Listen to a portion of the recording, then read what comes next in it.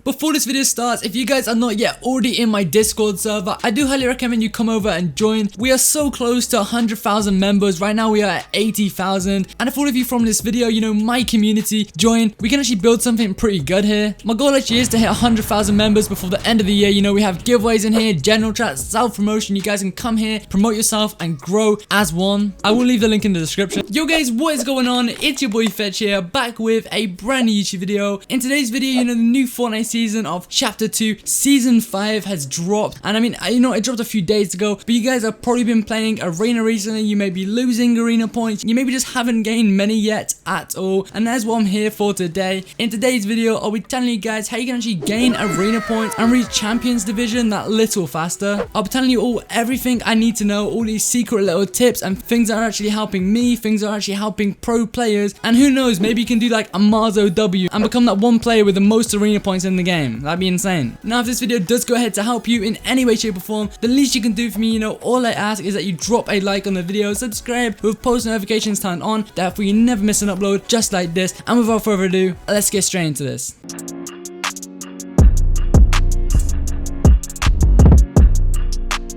Alright, so getting straight into this, the first thing, like, we are literally just gonna dig straight into the good stuff. I'm not gonna ramble on anymore, make you guys wait around. We're just gonna get straight into the first tip, or at least the first thing that you need to know for gaining Arena points, and that is going to be the meta. Now, I'm sure a lot of you guys have maybe at this point got your head around it. Like, the meta is kind of between charged shotguns and the tactical shotgun, which has just been added back into the game. You know, the charge also was just added back into the game after literally being vaulted. They unvaulted this thing, and same with the tac. It was vaulted, they brought it back out, they made our lives a whole lot harder, and now everyone's in a predicament between the tactical shotgun and the charged shotgun. Now, you guys may think you have it sussed out, but trust me, I know for a fact you are guilty of it. You are going into games and you don't know what to pick. You keep switching between the two, you're not being consistent with it, and that's where the issue is. That's probably why you're not getting any points. You need to just choose one and stay consistent with it. That is literally the key. To be honest, I think the meta right now, it probably is tacs, right? Like, let's be honest here. The tac has a much faster fire rate. You know, you can actually box fight with this thing, and box fighting is a huge part to any fight within Fortnite. Like, it's just really a more accessible gun, if that makes sense. Like, it's just easier to use in my opinion, especially for competitive, like actually being an aggressive player, which we will talk about later in the video, being aggressive and stuff like that, and how the tac actually can come more into play. But overall, I think it is the most well-rounded shotgun, and you guys are probably more used to it as well. This thing used to be in the game way back, so you've probably used this thing, you probably have a lot more experience with it, and yeah, I personally, subjectively, I think it's the best. Now, some of you guys may prefer the charge, but the charge does put you at a lot of disadvantages. You know, the fire rate, it just, like, in terms, like, it just feels sluggish, right? It's very slow. You take one shot, which could potentially be a good shot, but it's hard to finish that, and it's all about how you play off that good shot. Like, if you're not good at playing off those good shots, and that's even if you are to hit that good shot in the first place, you're kind of just completely in shambles, and you're going to die to someone with attack. Like, every time I find myself dying this season, it's to someone with attack, and it's when I've got a charge. Like, I hate the charge. That's my opinion though, so try and find what's best for you. I don't think it is like a textbook meta, but a lot of the pros, they are trying to pick up the charged shotgun to get used to it in a case where they do have it, but that's only due to like RNG reasons. And for competitive, you kind of need to learn with every shotgun, every angle of the game, just in case you are in that situation. But preferably, pros are still using attacks. For example, Clicks, Benji Fishy, it's quite obvious when they're streaming that they want to use attack, but the only reason they're swaying to the charge is because they're almost obligated to go with it just in case it happens in comp. Now, forget the just in case factor, probably just pick up the attack, especially if you can get it. And now moving on to the next tip. Sorry if that took a little bit longer to explain than it should have. It kind of did. I usually just ramble on, but you get the gist now, right?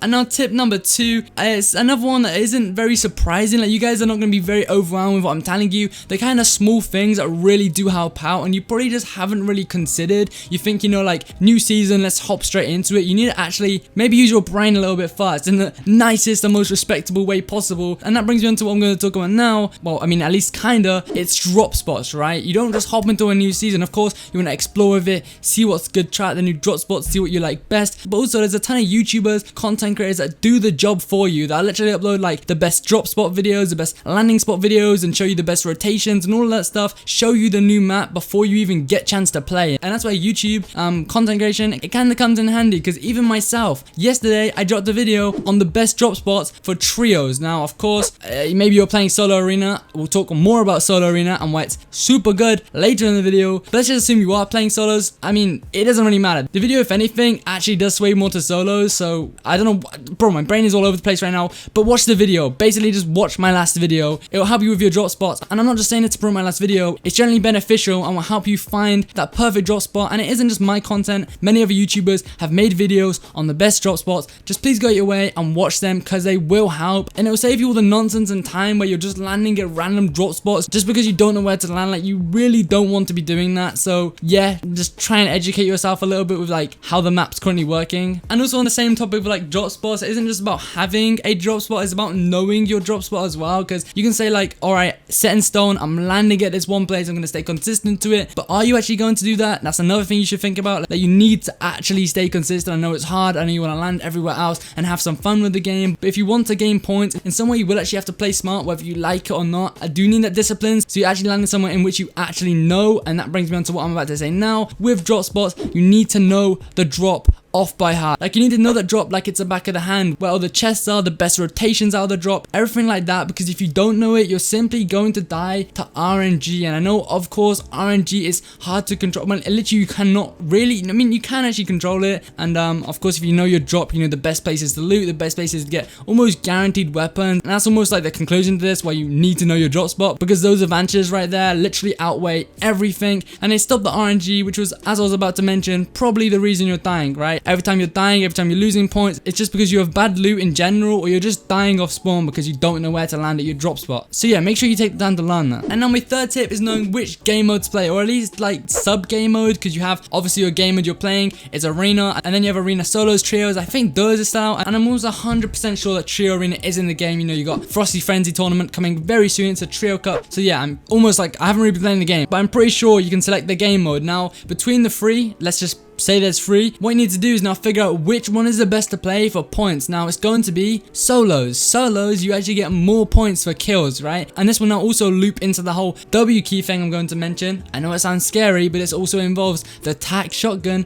and why it comes super in handy. But solos, you get the most points per kill, and also not only that, you also get more points per placement. Like, generally, you just get overall across the board more points playing solos because it's in some way more harder to play. And yeah, basically just play solos, because although you may not be good at them, they will help increase your points faster. So I guess just put up with it. But of course, you know, there comes a time where it's like, okay, enough is enough. I'm getting super tilted. Like, it is really hard with your mentality to keep playing solos. I know this, and you want that little mental break. You may also just want to generally practice with either your duo or your trio for upcoming events, and that's where you want to play trio arena. Of course, it isn't as rewarding points wise, but in some way it's actually easier because you have a team, you have other people to fall back onto. So if you're more of a passive, like not so confident player, but you can work well as a team, trios will probably be the best for you to gain a point. So this is more a subjective thing, what works best for you as an individual. Are you a solo player or are you a team player, right? Because if you're a team player, you probably want to be playing with a team because you just play the best that way and you have a better chance of making endgame, maybe just winning the game and maximizing your arena points. Or if you're a solo player,